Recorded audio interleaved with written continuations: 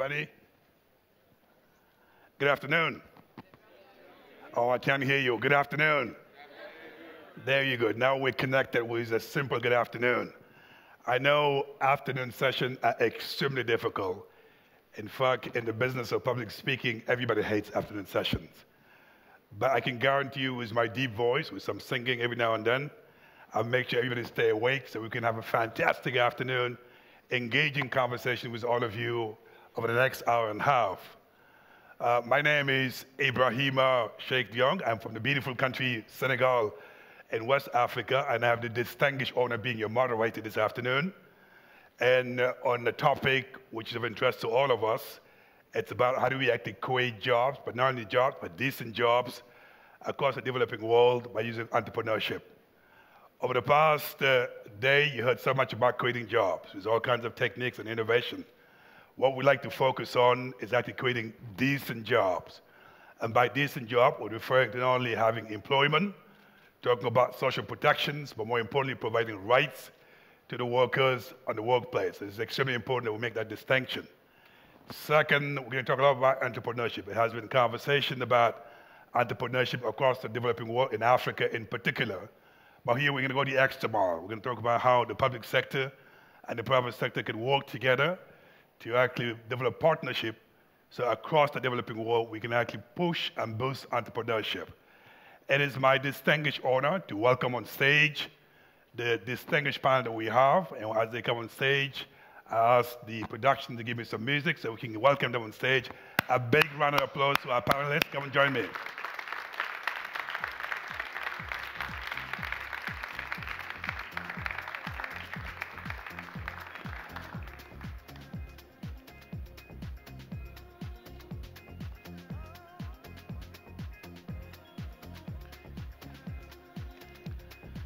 Now, you will agree with me that the panel is extremely distinguished because we cover pretty much all the different stakeholders you can imagine to make sure we address this question in all angles. Number one, we are delighted to have the Deputy Prime Minister of this country, Belgium. Well, beyond being Deputy Prime Minister, he also has the responsibility of development cooperation, digital, and all the great stuff that makes Belgium actually innovate. We'll hear from him. Second, we're delighted to have a young entrepreneur all the way from Gambia, next to our beautiful country, Senegal. His name is Alioune Diallo. Alioune Diallo is the founder of the Entrepreneurship Association in Gambia. You don't want to miss his take on incubations, all the great stuff he's doing in this beautiful country. We got DJ Akwete, who does not need an introduction anymore.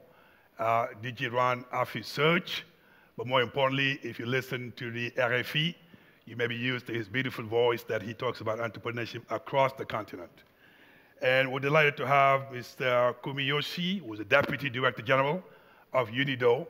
You don't want to miss his perspective from a global perspective on entrepreneurship. And then we have Marie Chantal coming to us from this country, but also coming from Rwanda. Marie Chantal, I may give you more credit because she's also the initiator and the conceptor of this initiative today. And she's the CEO of March Consulting, but more importantly also very active in the diaspora because she's heading up the diaspora, the network in Europe. And Marie Chantal, welcome. And thanks for making sure that we have a gender balance actually on this panel. And yes, you can applaud to that, it's gender balance. And we're delighted to have also Vimea Shang, who come to us from the beautiful country of Kenya, the country where I used to live in. But Vimea comes to us as the chairman of the East African Business Council, so he will bring in the East African perspective as we go along. Last but not least, Florence Poivet, who comes in first of all as the board member of MEDEF, which is the French Business Council, Federation, I should say. But more importantly, within the Federation, she heads up a commission that works on education and training, but more importantly also, she's an industrialist. So she'll bring in a perspective of industrialists. Now, the presentation behind us, let's get started. Let me start with the Honorable Minister. If you could share with us your perspective of Belgium's experience when it comes to creating jobs, but innovating using technology, so we get started from there. Honorable Minister. Thank you. Well, I think first of all, this is a question that is being discussed throughout the Western world is today, with what they call the fourth industrial revolution, is this a moment of job creation or a moment of job destruction? We hear a lot of voices saying that it is a job destruction, that the only solution is that we give people a universal basic income, and that half of the population probably will not work in the future. I do not believe that at all. I think that is completely wrong, because industrial revolutions have in the past always done one thing. They have destroyed jobs, which were informal jobs, poorly paid, backbreaking, and intellectually not stimulating at all. And these jobs have been replaced by more jobs, which were more formalized, better paid, more job security, physically less training, and intellectually more interesting. And I honestly think that there is one almost physical or biological characteristic that we humans have that will save us. And that characteristic is that we are never happy. We always want the future of our kids to be better than our reality. And so there's always new needs. There's always new things that we are looking for to improve our lives. And very often those new needs are more and more the human needs and less the material needs.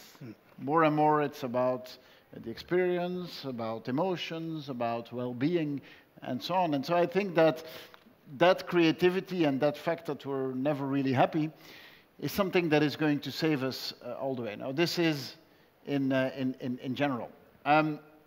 What we've always have seen is that industrial revolutions have always had in parallel an education revolution. Industrial revolution, the industrialization, the educational component was the fact that we have pushed everyone to get primary and secondary education. Why was that? Well, because we needed the work power, the manpower.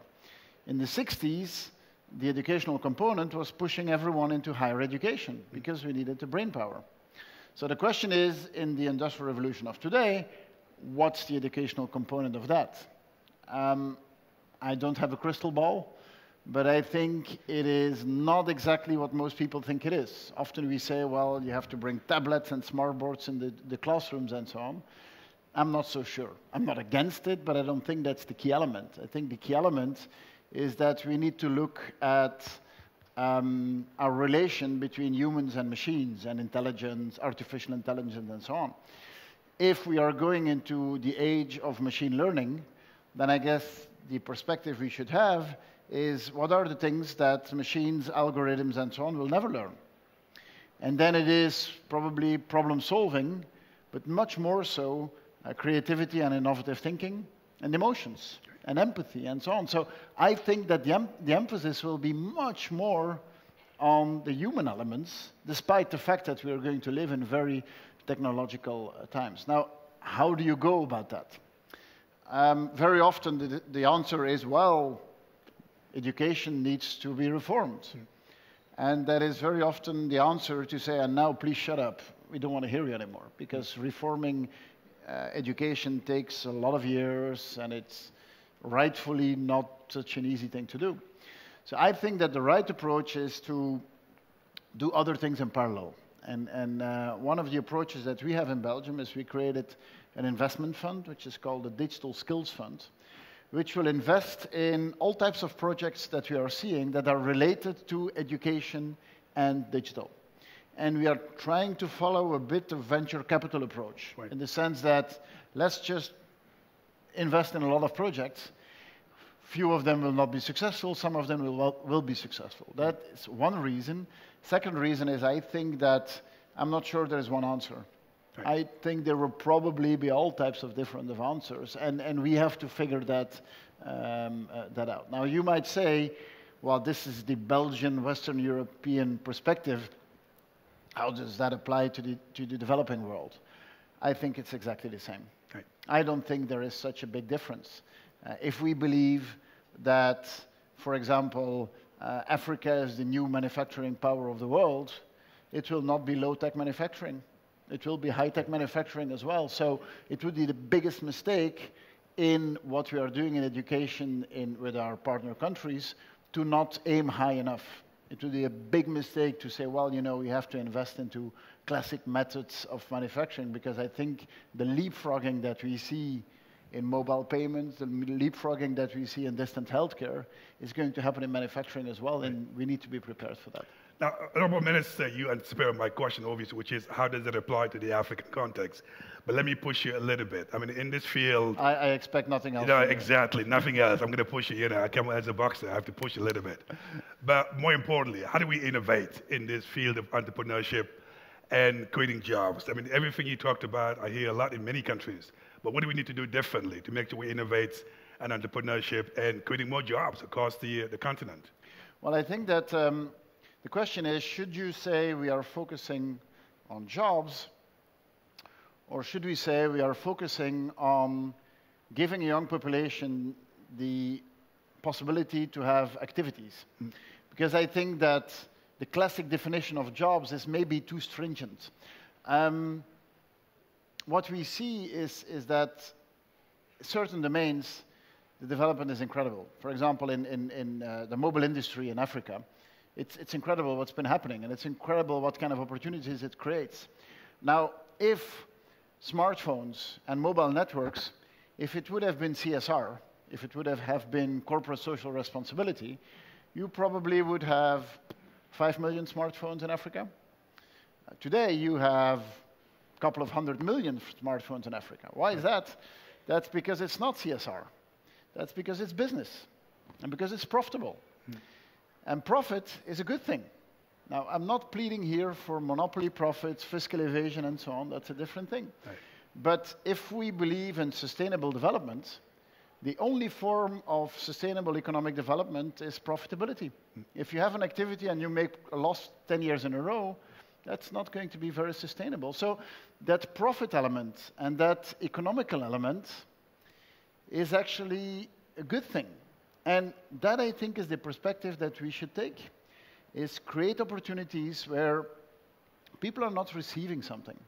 Create opportunities where we invest something. And it's a very different attitude. Right. If I'm giving you a present, why am I giving you a present?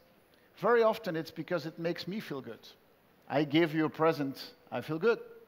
Is this something you really need? I prefer so, but it's not so important. Right.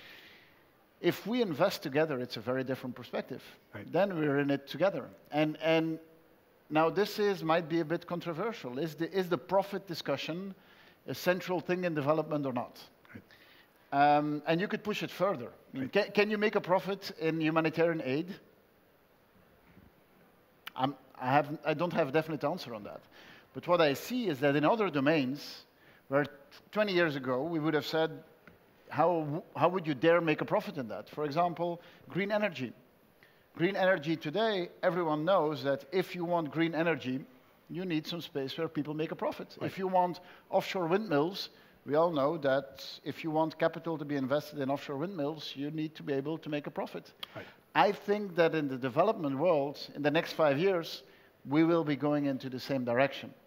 Does that mean that governments have no role to play? Yes, we do have a role to play to make sure that it's inclusive, to make sure that it's not discriminatory, to make sure that human rights are respected, and so on. But I think much more in a role of creating an environment than doing it ourselves. Excellent. Well, let's thank you very much for that. And let's move on, building upon what the minister has said. That's a public perspective for the government of Belgium. And let's move on to a global perspective. Mr. Kuniyoshi, you're the Deputy Director of UNIDO, building upon what we talked about, making profit, keep it sustainable, creating jobs. Give us your global perspective from UNIDO, where you sit. How do we scale up all these great ideas that the minister talked about across the developing world?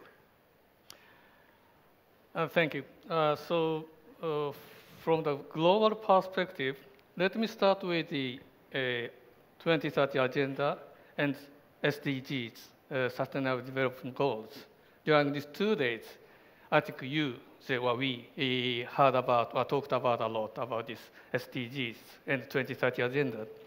And how this is different from the previous goals, MDGs, Millennium Development Goals. It's not just the goals increased to 17 goals. But say, of course, there are a lot of say, various aspects of the difference, but from our perspective as UNIDO, the most important difference is now the business, investment, or the industrialization. This kind of thing is deemed very important for the development.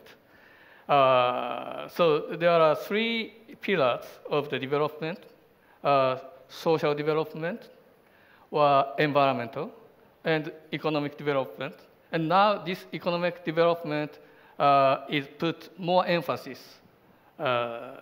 That's a basic difference. And UNIDO, the United Nations Industrial Development Organization, has been promoting the development or industrial development.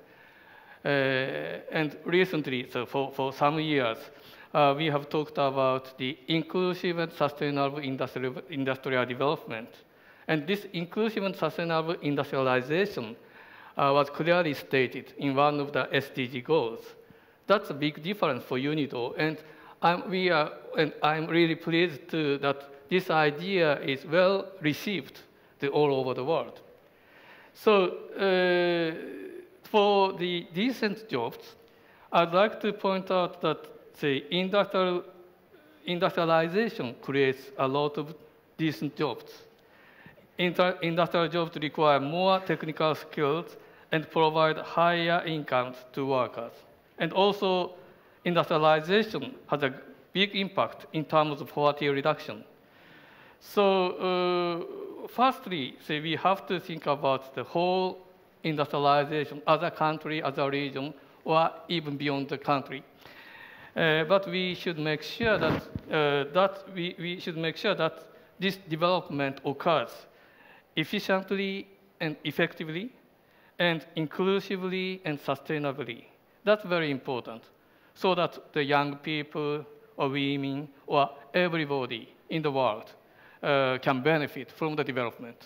And our activities, or UNIDO's approach, is basically in line with this: how to promote or how to assist the countries to further promote development, or industrial development, with attention to this inclusiveness and sustainableness. Yes. Surely my job, as I said, is to push a little bit more. Let me come back to you as well, but specifically and concretely at UNIDO, what initiative are you involved in actually pushing entrepreneurship across the developing world? What exactly are you doing?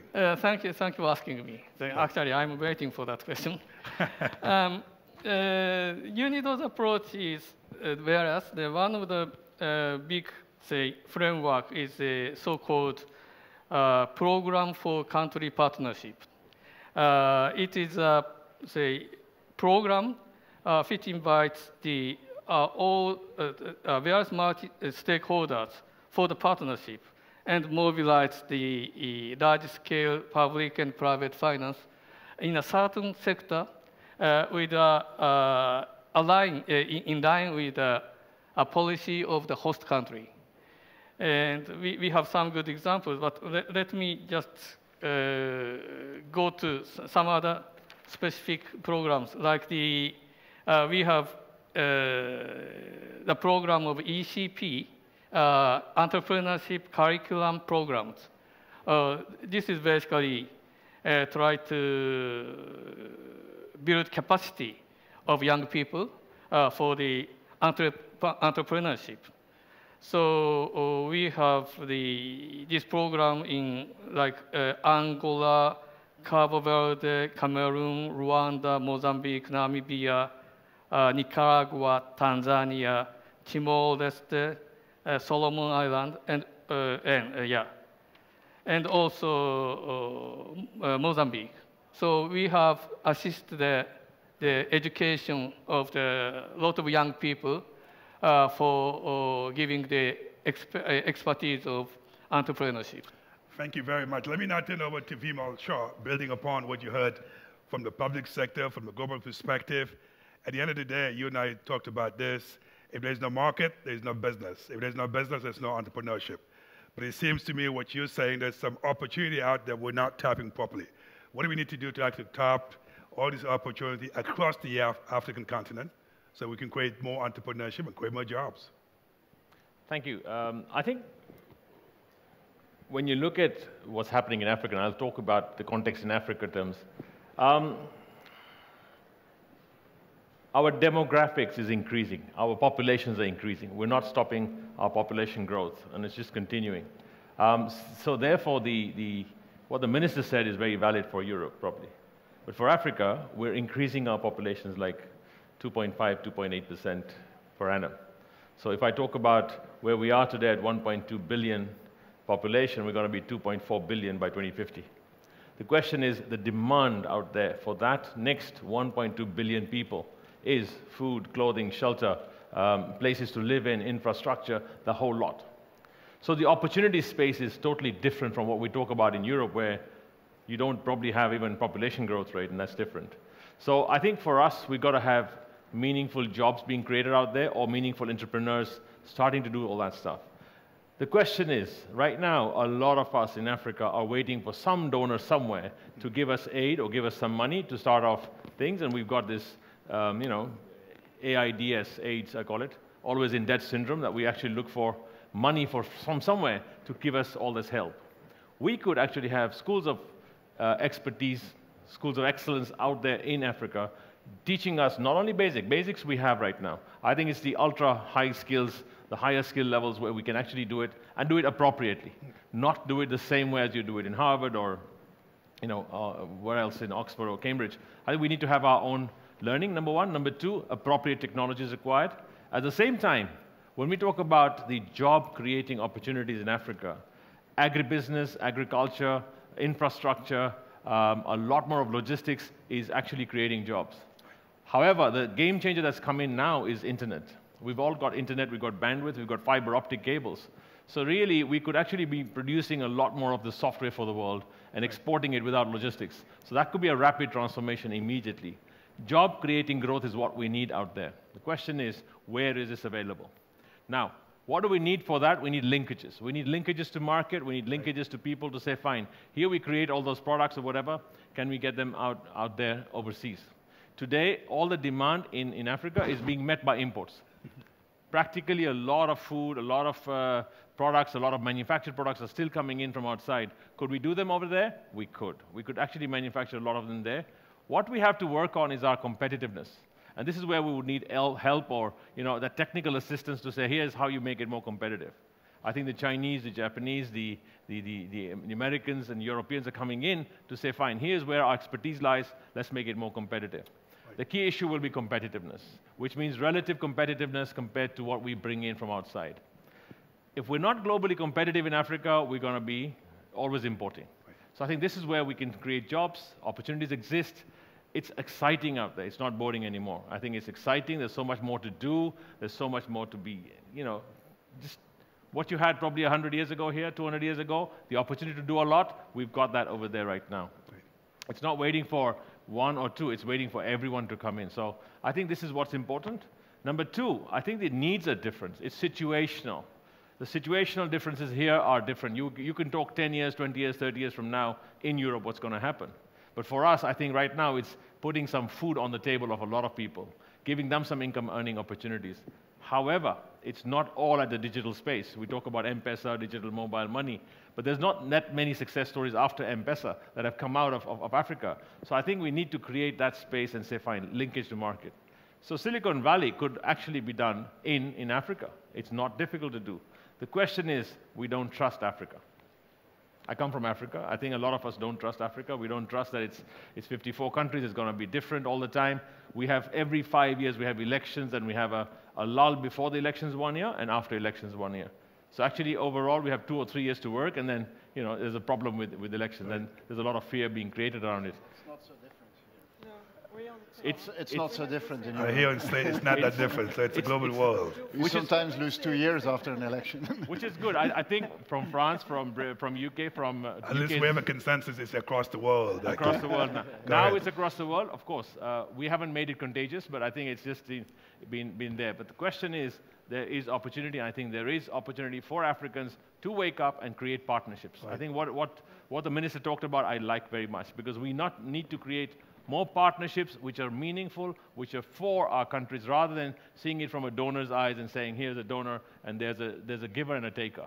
Right. But Mr. Shah, well, you talk about transformation, but when I listen to you speak, you almost talk about a revolution in the way we look at actually the business. Yes. Is that a revolution? Is that too much to call it revolution? Is it still in the business of transformation? It can't be business as usual. Is that what you're saying? I think business as usual must cease overnight. It's got to be revolution. It can't be evolution of the next 10, 50, 20 years or 30 years from now. I think it's got to happen now because the people need to be doing some things now.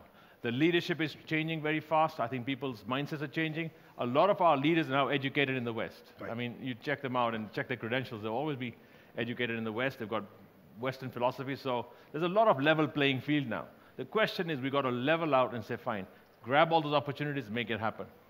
Excellent. So it's not a political leadership. We're not starting any coup d'etat. We're talking about a private Sorry, sector by leadership. revolution, I don't mean coup d'etat. I don't mean political upheavals. I mean really thought leadership in terms of getting our people and say, fine, wake up, get this happening. If not, let's go out and do it. Excellent. That's a great point about revolution to make sure we don't think the same way and we think outside the box.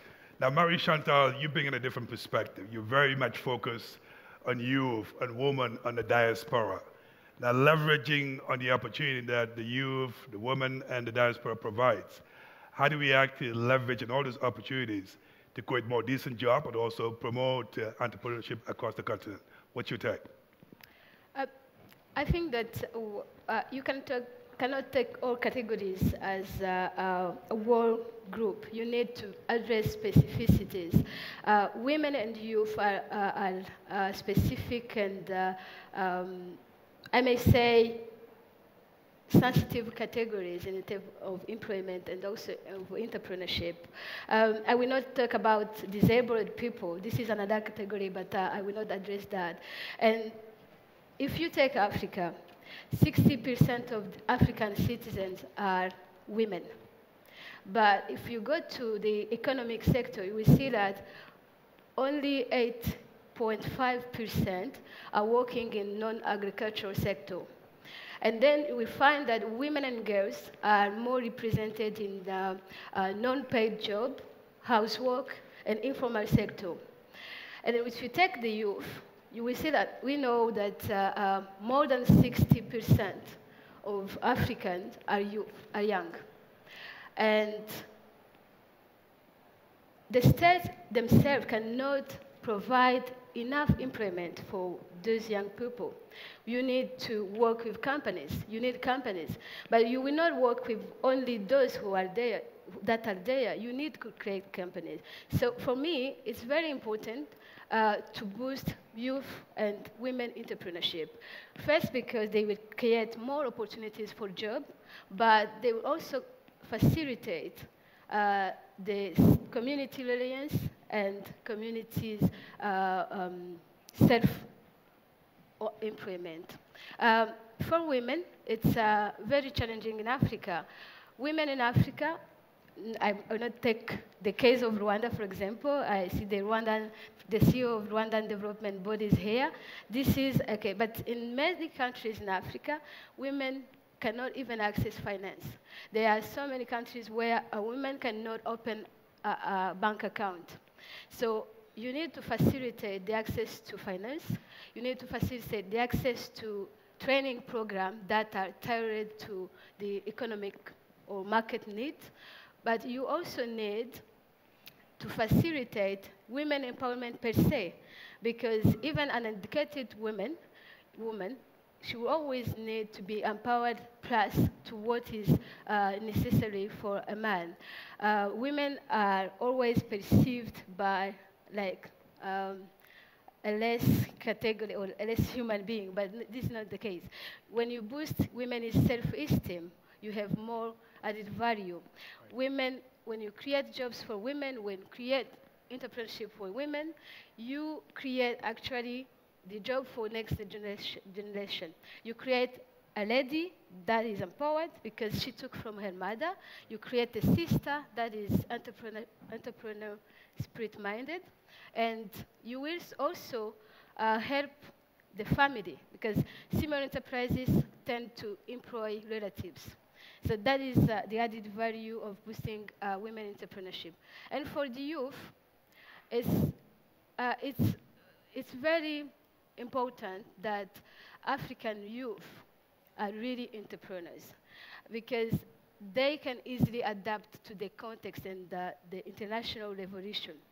We see what was needed 50 years ago is no longer the same. We see that in African economy, there are so many youth who are coming in with solutions, in digital solutions. We have in so many countries like Kenya, M-Farm. This is a mobile application that enable the farmers to understand the needs of the market, to understand different fluctuation of prices.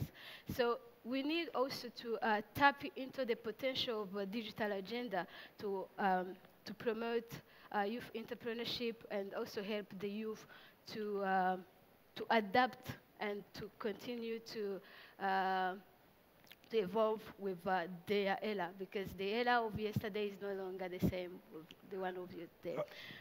Well, let me push it a little bit again, as I've been doing since the beginning, just to be very concrete. When it comes to women and youth and diaspora, what does that mean exactly? Do we need to actually have the design program specifically targeting women and youth and diaspora, or do they have to be part of the mainstream program that you have at the national level? What exactly do we need to do specifically for those different categories? Do we have to have a special program? What do we need to do? Let me start with the diaspora, because I didn't speak about the diaspora. The diaspora have an enormous potential on job creation in Africa, not only as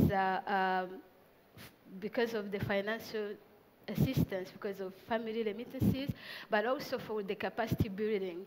The skilled diaspora can help in providing the skilled labor force. We were talking about industries. Industries need skills. So you cannot create industries if you don't have the engineer that will work with that machine. So this is one of the added value of the diaspora. Then for the men, for the women and youth, you need to have policy coherence. While you are boosting youth employment and female employment, you need to make sure that the policy adopted by the health minister is favorable to this objective. You need to make sure that investment that are being made are going to contribute to that policy. I can give an example. I'm sorry again to give the example of Rwanda, because this is the country I know most. In Rwanda, which is today one of the role models for development, there is a unit in the Ministry of Labor, correct me if I'm wrong, that coordinate women empowerment issues in all ministries. And then you have also Women Confederation of Women Entrepreneurs that have provided program for coaching, training for women entrepreneurship. They help them to understand how you create a business plan, how you access the microcredit, and this is very important to have policy coherence. Secondly, you need in Africa economic diversification. So many sectors in Africa are not fully exploited. Take the agriculture, for example. In Africa, when we speak about agriculture, we think about the farmer. But agriculture is more than that. We have crops brokers, you have soil chemists, you have manufacturer, and every missing occupation reveals the level of the unoccupied chain. So you need to also be diverse in different economic sector. And I think that there are so many good examples, but we need to move beyond talking. We need to go into action. And implementation is what makes it happen, not what we are talking about. I like that. We need to move from talking and doing more action. I'm sure we'll come back to at the end and get some more action, more recommendation. How do we do that? And then DJ Akote, let me move up to you. DJ, as I say, you don't need to be introduced anymore. You're a big champion of entrepreneurship across the continent. So my question to you, DJ, building on your work or building more champions across the continent, how do we scale up so we can get champions across the continent? But it seems to me from our conversation, there's so many sector opportunities we're not tapping into when it comes to entrepreneurship. Talk to me about sector opportunities and champions on the continent. Okay. Thank you, Bremen. To bring some diversity, I'm going to speak in French, if you don't mind. Parfait, pas de souci, on va passer au français. For those who need translation, I'm sure you have your headset next to you, please. French is fine with everyone? Yes, it's fine. Some diversity. Ibrahima, peut-être avant de... Before talking about sectors, you talked about revolutions, and I think we need those revolutions. Why? Because of several things.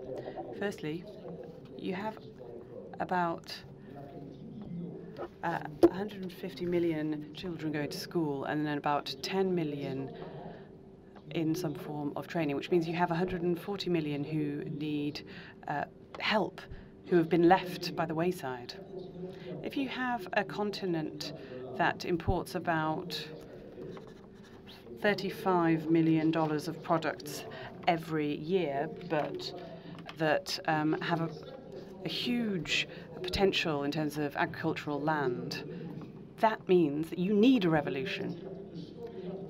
Investing over $100 billion into infrastructure every year, but you still see that the production for agriculture is not linked up with the agricultors and farmers. You need to change something, and you actually gave a very interesting example about drones being able to link up and fill that gap.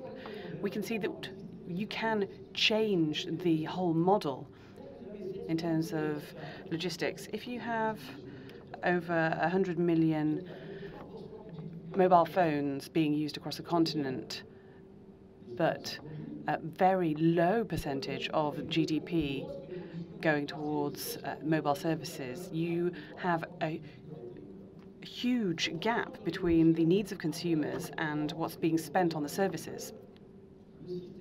So what do you need to change? First of all, education and training. I think our colleagues have already mentioned that.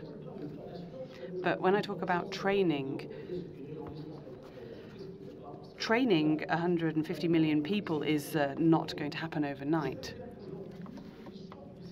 And so those who come out of schools, who may have the qualities and who need to be given the opportunities to become entrepreneurs. If you have these people in an informal situation, you still have about 30% of people who could fill the jobs that we so desperately need. You need to adapt their skills. I love the example of a car mechanic who's used to repairing cars, but doesn't need to anymore because of the electronic gadgets in cars, because they analyze what's wrong. That's a sort of revolution in itself. So you need to give them the skills that they need to start working with new technology. Of course, the IT sector is a very promising one, of an education as well, which is at the very foundation of everything. When you look across the different countries,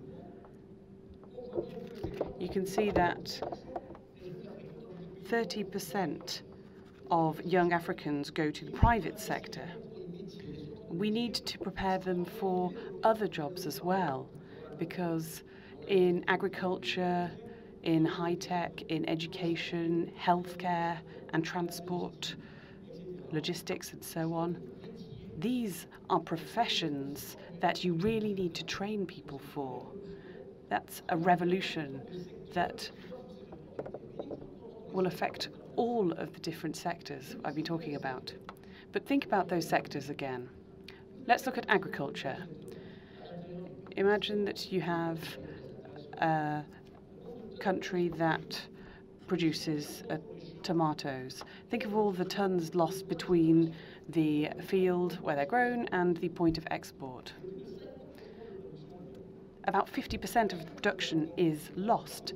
So when you're talking about opportunities here in this sector, you've got opportunities for those who are planting. You can train them, let them learn about fertilizer and so on. Then you have the logistics, transport, processing, manufacturing, all of these different jobs which will join up in a value chain of jobs. Because above all, we're talking about well-paid jobs here, not $1 jobs. People aren't interested in those. They simply know they won't survive on $1 a day. They can't live on that. That's a joke. It's an insult. So they have to be proper jobs across the whole continent. We're going to need to give them enough to live off in dignity.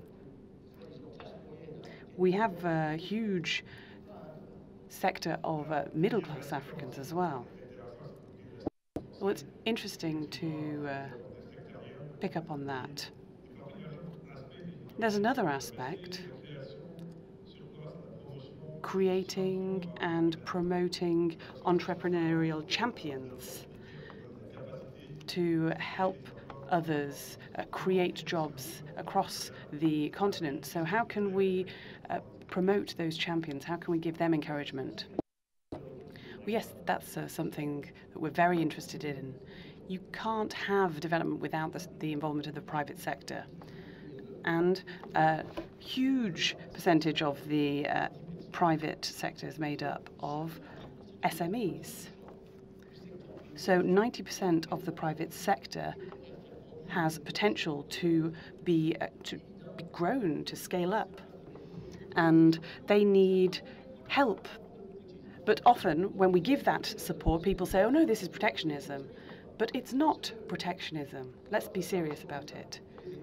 We have a taboo about state intervention in the States. Look at what happened when there was protection for the banks. But sometimes those champions need to have help in accessing the market, in having access to financing as well.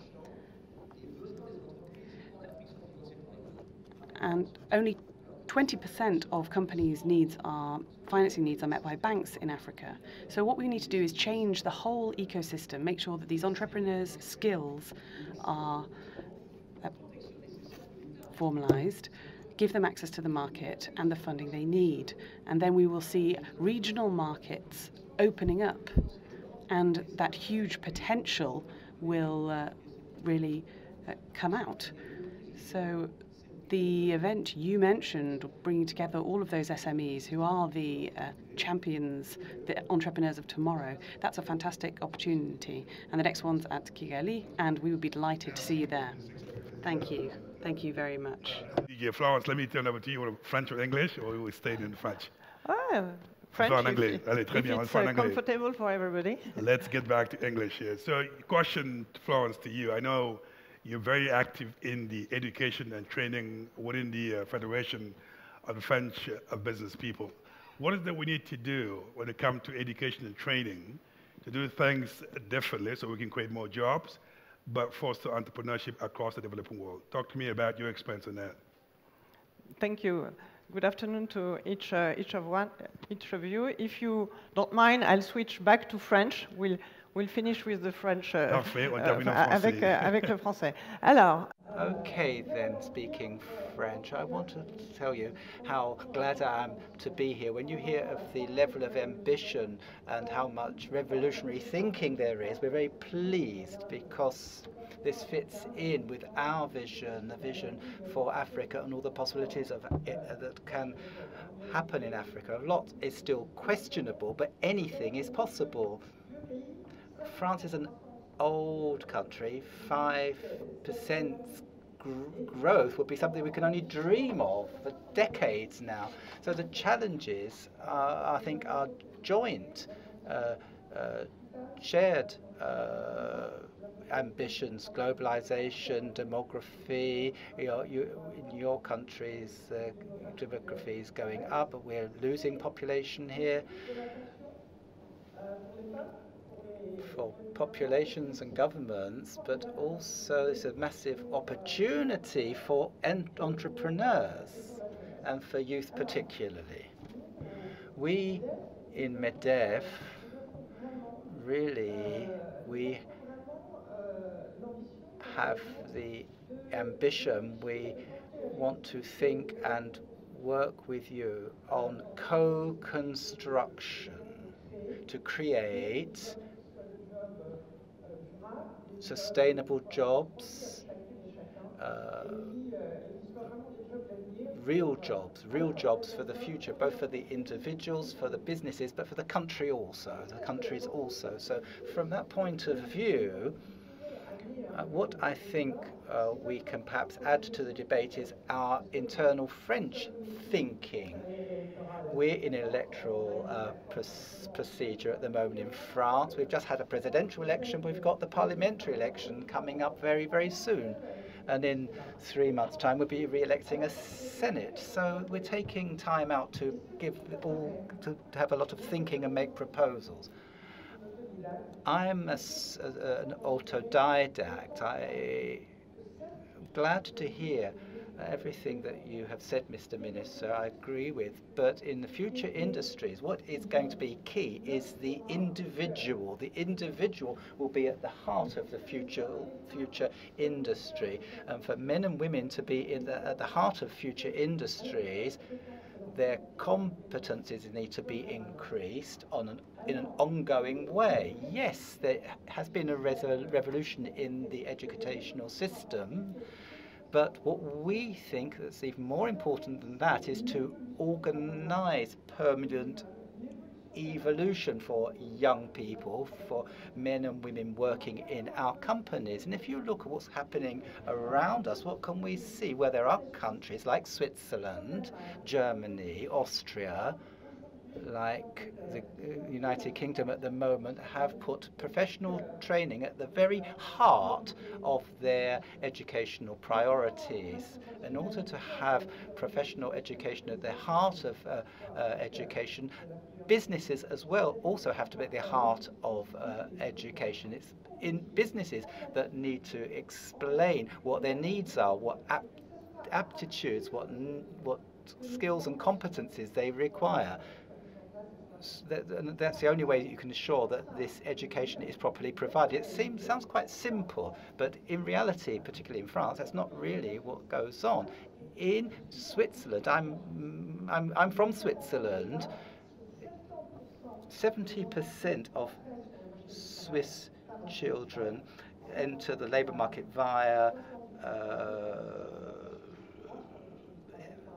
apprenticeships.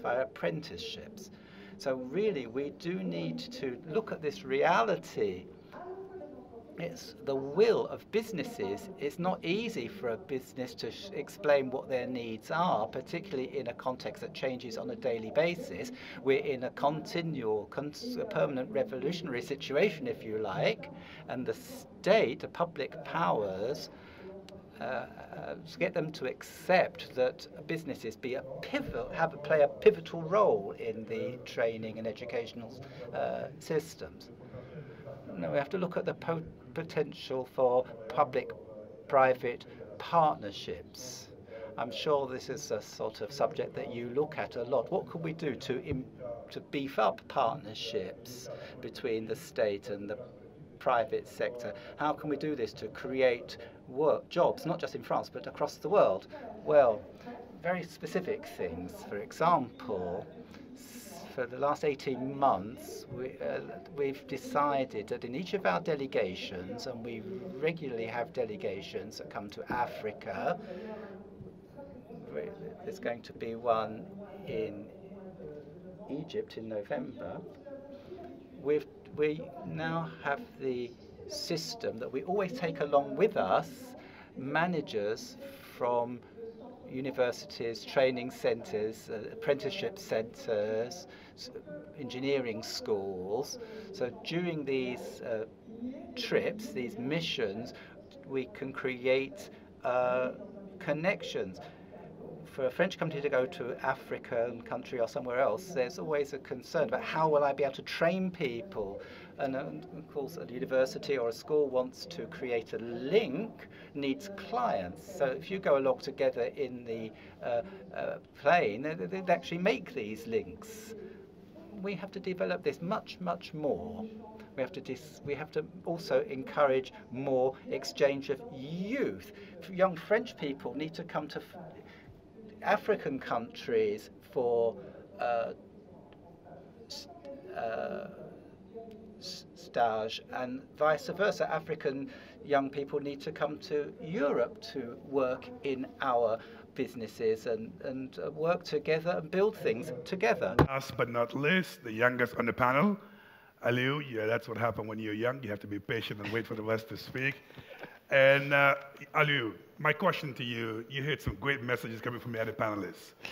Is that a message that really reassures you as a young person who's very active on entrepreneurship? Do you want to see more of what you just heard so far? And what exactly are you doing on your own and innovating when it comes to entrepreneurship in your country, Gambia? Yeah, thank you very much. I think it's really, as a young leader, it's really intimidating coming here. But having heard most of the things that they've said, I just want to start with a personal story. I'm growing up in a rural community like the Gambia. I grew up in a rural village, and it was really an interesting story growing up because my parents, especially my mom, has to actually struggle to actually put food on the table. So our worry was not, okay, we're going to get a gift or we're going to have a Christmas or anything like that, but it's going to be, our worry was, you know, will we have food to eat the next day? What is the next thing? So as a child, I can't do much. So all I could do is focus on my education. And after education, I went to high school and have the opportunity to not only go to school, but have the opportunity to learn and to make sure that I do best in school.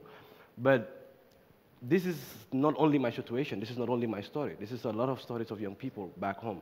And a lot of youngsters have this opportunity, graduated, they're well connected, they have the opportunity, they have the passion to give back to their communities, but they do not have these opportunities to do so. So this is really a challenge, and it's putting a lot of young people to the illegal migration to Europe, and most of them are dying in the Mediterranean Sea. Some of them are being jailed currently as we speak in Libya, and these are some of the big challenges that we wanted to solve. So I founded the Young Entrepreneurs Association of the Gambia, where we wanted to turn young entrepreneurs from not only seeking jobs, but creating jobs for themselves, because we need to create more job creators and not job seekers. We also founded the Startup Incubator Program, which is an incubation center in the Gambia. It's the first of its kind in the country, where we supported young entrepreneurs, over 46 entrepreneurs. So we have made sure that we provide them with mentorship, capacity building training programs, access to finance, which is on a minimal basis. We also provide them with co-working spaces. And these are some of the things that we were able to have, and pair them with successful entrepreneurs actually in the industry. And with the Youth Entrepreneurship Summit, because we want to make sure that also stakeholders are involved. We want to make sure that us, the young people, our voices are heard in terms of creating jobs for ourselves, because we are the most vulnerable when it comes to unemployment. So we no longer want to wait for the government. We want to actually get up and started and see, and government will come after us and see how we can actually partner with them. But Ali, let me just push a little bit. I mean, just to be very specific. Yes. The young people that you're talking to, what are they telling you? What do they need? More access to finance? Do they need more capacity? Do they need a better business environment? What exactly do they need to be better entrepreneurs? So their needs actually range from the two perspectives, I would say. One of them is, most of it is they want the conducive environment to do their businesses. Our governments need to create that environment to make sure that... What does that mean, exactly? What it means is like having flexible tax rates, especially in terms of interest rates, so go down, 26% interest rate. You expect a young startup who needs a cash flow to actually come and get loan. He's going to bankrupt. So these are some of the things. They need access to finance. They need capacity building to actually grow their business. And we also need the professional advice of experienced entrepreneurs to mentor them and guide them through their process. Excellent. You've been extremely patient as an audience. And so a big round of applause. I can now take a few questions from the audience, as long as they're very short, so we can go back to panelists to answer them. Let me just get a microphone here. If you could just say your name and your institution and keep it short, please, so we can get back to the panelists, please. Je vais m'exprimer en français. Parfait, allez-y. Je m'appelle Clément Mouguet. My name's Clément Guichon. I am Belgian of Rwandan origin. I'm here with my colleague. We have a startup called Get Involved. We listen to you all, and we can see that there's a great deal of desire there and energy and will to take action across the continent. And we think that it's the private sector that can help us to develop, but only by giving those countries of the South, those countries in development, to set up their own companies, their own startups, in order to then in turn create jobs, hire people, and so on. But shouldn't we also try and harness the youth to help those entrepreneurs? If you look at the sector, the volunteering sector, you can see that there's been a huge boom there. Couldn't we use some of that sector, not just for volunteer work, but for providing real help to entrepreneurs? There are people here who have the necessary skills. They have the work experience, but they can't use it here. We could send them to Africa, link them up with students who are there, because there are people with the right skills in Africa as well. If you link up these young people, if you get them connected, they can set up fantastic companies. So I wanted to hear what you thought about that idea and whether we could involve the youth that way. Thank you very much. I'll come back to you, madam. So good afternoon. I'm Stefano. I'm working for the European Commission in Africa. I've been following this. I am in a very unfortunate country, South Sudan.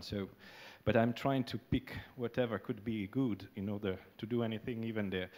But I've been following this discussion between private investment, entrepreneurship, and more or less access to a global market through the help of technology. What I see, there are many projects that are helping to start something, and then often these projects dry up because they're not sustainable for many different reasons, because the environment in Africa is very complicated. But there is a lot of goodwill, a lot of entrepreneurship will, a lot of creativity on one side, and there is a market on the other side. Something is missing in between. Most often, there are a number of services that should enable the sustainability of the investment, meaning extension services, social protection, health, education, specific training, etc., etc. The state, unfortunately, very often in Africa is not able to provide, for many different reasons that's pointless to mention here. So they should be provided as well by the private sector, but in a way that is sustainable. I don't know, looking back to my country, Italy, that in the first half of the 20th century had very depressed areas, and they developed intermediate body that were developed by the same entrepreneurs, like cooperative systems, cooperative credit, and things that they were providing services to the small entrepreneurs and that make it sustainable. I don't know how this point can be addressed and how we can really help happening in Africa too. I think it's necessary. Thank you very much. Let's get your point over here. Good afternoon, everyone. My name is Anna Maslon, and I'm coming from Poland, which is underrepresented here. And I'm a business-oriented researcher. I did my PhD on how to develop, basically, economies developing countries through clusters, and how can we link up the business and the public services. And I just wanted to share my experience from Poland. We just entered the European Union in 2004, and we just went from the communism time to capitalism, yeah? So we just had to build up all the system, you know, from the scratch. And so through the last 10 years, I was building the platform and incubation centers, and how to help not only youth, fighting youth unemployment, the women, and how this business sector can really, is playing a crucial role. The policymakers, they just can build up the design policies, but it's a role of private sector how to do that, and through sort of like, for example, clusters that can gather different stakeholders working together, as you've mentioned, through cooperatives. I'm observing it right now, especially in Rwanda, which is my focus point recently. I've did a lot of projects there for Ministry of Trade and Industry, how to help anchor companies to recapture domestic market. Because we are talking about the global chain, but first of all, we need to catch the local value chain, and then we can put those companies and those SMEs. And yeah, that's the thing that I'll share with you.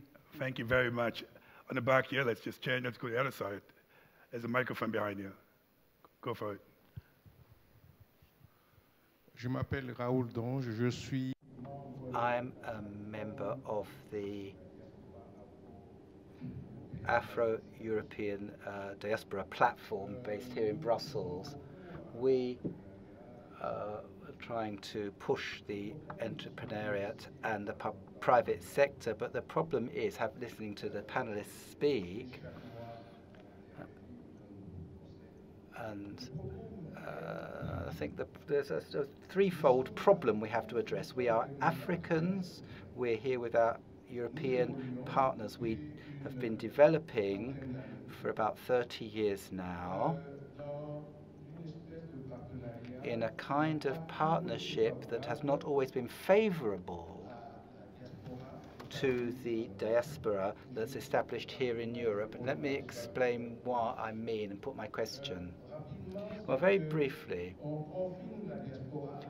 the diaspora is sort of confined here in Europe, and they send some money back home. But it's not just that. The diaspora has become entrepreneurs, and they want to invest, and they do invest in their country of origin, but it's very difficult. We work with the OECD and the World Bank, but it's very difficult. They've got figures on this.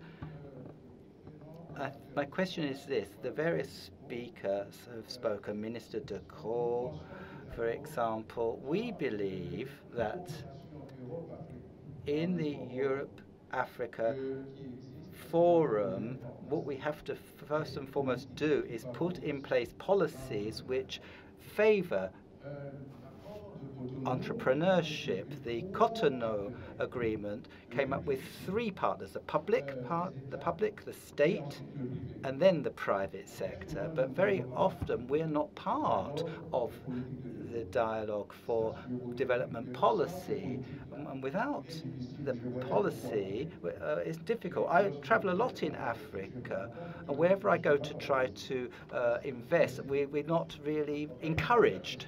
And a last question, we haven't got very much more time.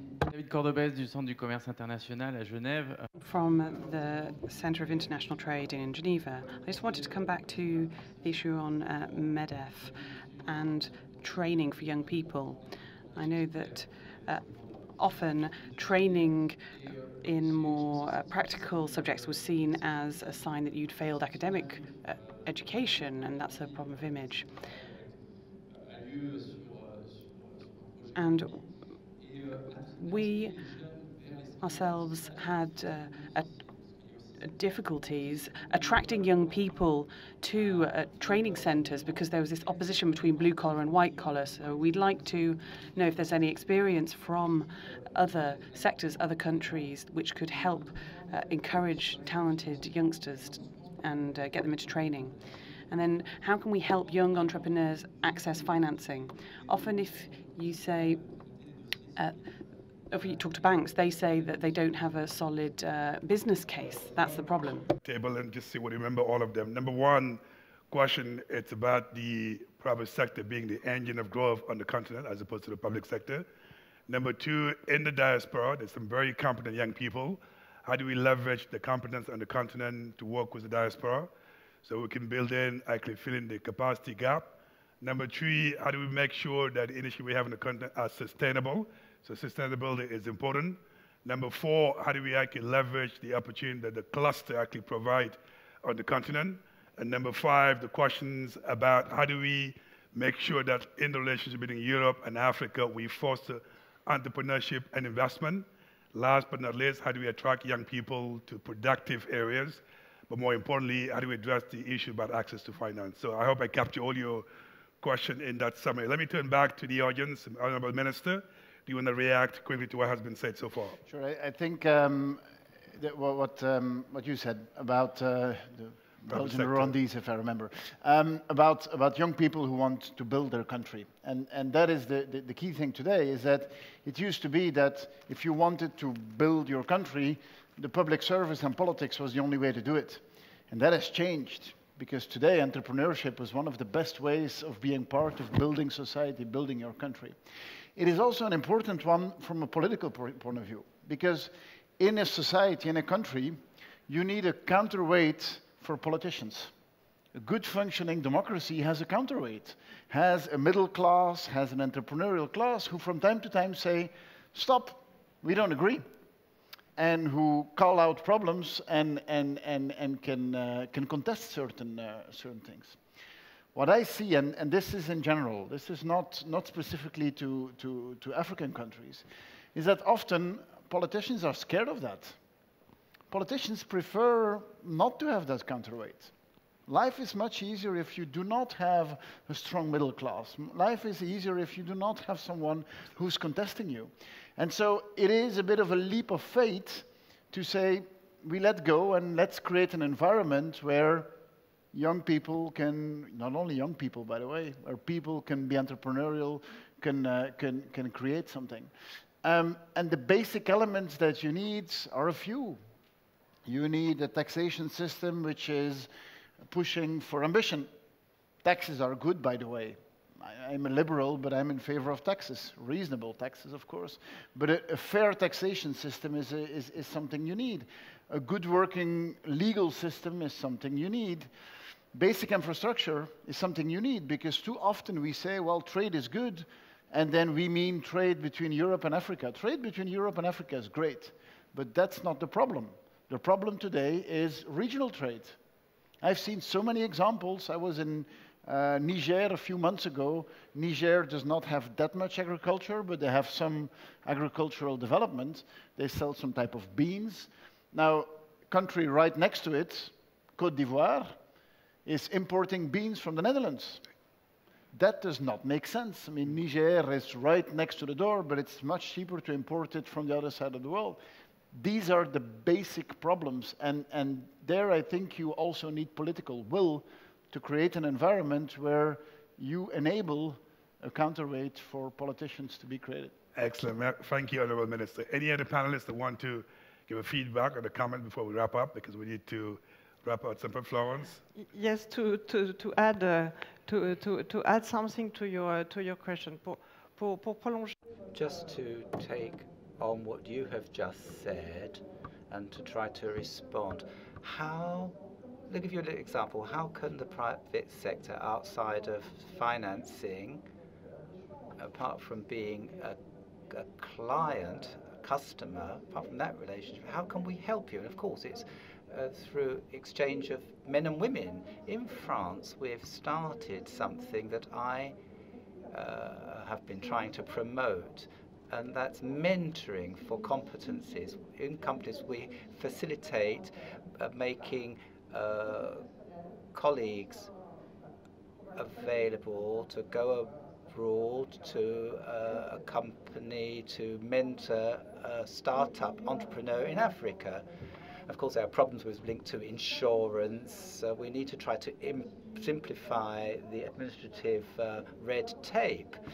And I've done this in my company, and I can tell you how much our young workers really love doing that kind of thing. They love that experience. Marie-Chantal, yes, you? Oh. Go ahead. Hi, okay, I couldn't see my mic. Je voudrais juste m'adresser. I'd just like to go back to the point on the diaspora, if I may. It's true that there was this typical restricted role of the people who sent money for the diaspora. And now we have the European Consensus on Development, which was signed yesterday in a ceremony at the end of the day. And through that, and by contributing to the consensus, we can see that there's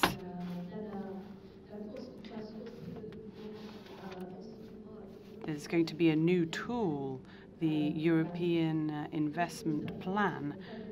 In Africa, we have submitted our recommendations, we submitted our point of view. We were involved in the Valletta Summit on migration. So things are changing, but maybe there was a lack of information, a lack of dialogue, and this dialogue, organizations like the African Diaspora Network in Europe facilitate the dialogue between the two entities, private sector, public sector, and the diaspora. Because one of the challenges, if you are many groups and you cannot locate one voice, who do you speak to? This is what Ali Kissinger was asking once concerning the EU. If I want to call the EU, who do I talk to? So you need, the diaspora needed also to get organized, and we are working on that. And for sure, I will be meeting you to explain to you what we can do to help you to invest in Africa. Excellent. And for the man who spoke about the imperfection of Africa, I don't think that the industrial revolution in Europe happened in perfect conditions. Entrepreneurship is a story of imperfection. You learn from those imperfections. So let's don't always find excuse. We can do with what we have, and we improve more and more. Thank Excellent. you. Quick comments. DGI3, raise the hands, and then Vishar, and that's it. And after we wrap up. Very briefly, no, sur la question de la formation professionnelle. On professional training, yes, a lot of young people in higher education don't want to go into professional training, vocational training, but there are people in primary and secondary schools that need that kind of vocational training, professional training. Erasmus is a wonderful program. We need a kind of Erasmus to be developed for professional training to facilitate mobility of apprentices in Africa, but also with the European countries. That, I'm sure, would be able to facilitate short training and short exchanges. Now, startup, the African Investment Bank hasn't got that task, unfortunately, to provide very small loans. But I think banks, perhaps, if there's a guarantee system, the banks would be more likely to make loans. Maybe what we should do. Any comment, Visa, quickly, Bimal? Yeah, thank you. I think to address the issue of institutions, I think there needs to be institutions created by people to have this linkage. Today with IT, you can actually create linkages. When you say there's governments doing, I mean, previously government to government has been working a lot. A lot of governments in the donor countries would say, we work only through government and no private sector. Private sector was never involved. Now there's a lot of dialogue happening. But I think we need to create institutions. Coming to the diaspora, I think the diaspora, what's stopping you from coming back? What's stopping you from linkages?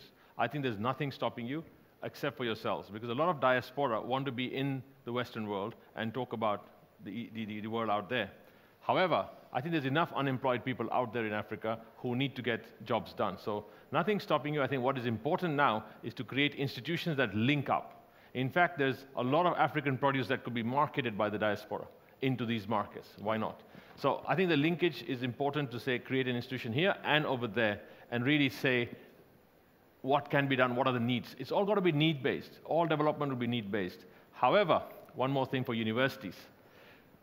Today, universities can give you an education, and I think that degree is not going to be important going forward. What is going to be important, the definition of education should be, are you resilient? Are you agile? Are you changeable? Are you responsive? And then, you can't learn. You did a course in Harvard, say in 1960, and you still come back and say, I'm from Harvard.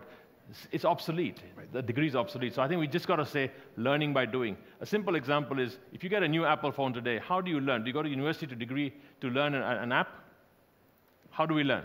Everybody learns on the job. And I think learning on the job, learning by doing is going to be the way to go forward. And for Africa, we're probably going to leapfrog a lot of things that the West has gone through. Now, we really have to wrap up. And let me start with you, Aliou, and probably give you an opportunity. If there's one message you want to actually have as a takeaway in this conversation, what would it be? Quickly. That would be that if young entrepreneurs or young people are given the opportunity, they can actually create sustainable enterprises. And unemployment is a global disease, and we have the solution, and it's entrepreneurship. Excellent, thank you. That's a quick message. DJ, what will be your message? Probably provide short training to young African people and link it to specific projects. Say it again. Short training program. Okay. And project. All right. What would be your message, Mr. Kumioshi? Also including some responding to some of the questions and comments.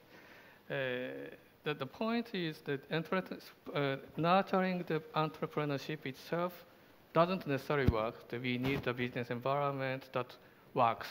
So for that, we have to establish first the local value chain, and that's connected to the global value chain. And for that, we need to work, with the government, national government, and like the donors and our international organizations, and also private sectors to establish some local value chain or clusters, like something specific, industrial parks, agro-industry, or these kind of things. Thank you. Excellent, thank you. Great message. Marie-Chantal, what will be your message?